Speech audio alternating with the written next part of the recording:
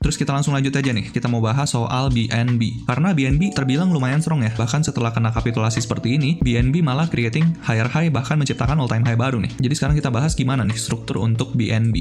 Kita bahas dulu dari daily time frame. Untuk daily time frame dia obviously bullish ya. Dia bikin higher high, terus pullback, bikin higher low, terus bikin higher high signifikan, terus dia pullback, ini adalah kapitulasi kemarin, terus dia bikin higher high tapi cuman nge-wick doang. Jadi dia belum break of structure ya. Dan di daily-nya terakhir itu di sini, di 965 sampai 931,4. Dan kalau misalnya kita tarik Fibonacci di sini, ini udah boleh ditarik ya, soalnya di sini swing low-nya dan di sini valid swing high-nya. Kenapa valid swing high-nya? Soalnya dia udah pullback di sini.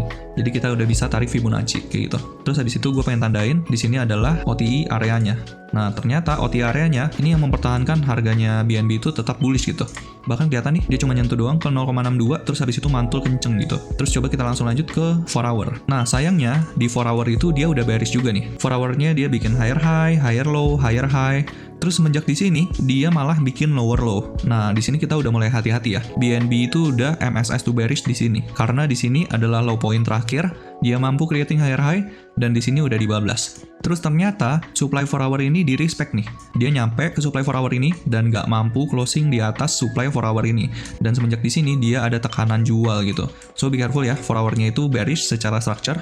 Dan kalau misalnya kita lihat lagi ke 1 hour-nya, kalau secara 1 hour-nya, kabar baiknya adalah dia bullish. Karena di sini dia MSS, dia sempat jadi bearish sebenarnya. Walaupun ini internal banget ya, tapi kita bisa tandain di sini MSS to bearish untuk 1 hour-nya, dan di sini adalah supply terakhir nih. Tapi ternyata dia mampu untuk bullish lagi gitu.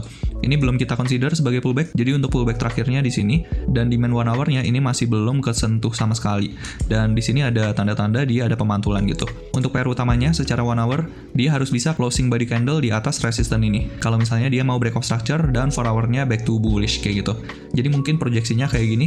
Ini untuk time frame 1 hour. Kalau misalnya kayak gini, ini sangat bullish ya. Tapi kalau misalnya nggak mampu seperti ini, kita perlu ingat juga 4 hour-nya itu bearish. Jadi sangat wajar kalau misalnya di sini ada rejection dan dia creating lower low dari sini. Kayak gitu ya untuk BNB. Jadi ada dua skenario. Yang pertama dia bisa break of structure ke atas, dan dia bisa juga breakdown dari supply 4 hour ini. Bisa nggak dari sini ada penurunan gitu, breakdown ke bawah? Bisa juga. Kenapa bisa juga? Soalnya supply 4 hour-nya ini udah ke retest gitu.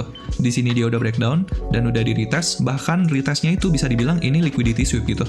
Nah, ini kita masih nggak tahu nih, dia mau ke atas lagi apa ke bawah. Jadi nanti kita lihat aja gimana reaksinya ketika harganya itu nyampe ke sini, demand 1 hour ini, atau nyampe ke 4 hour ini. Kayak gitu ya.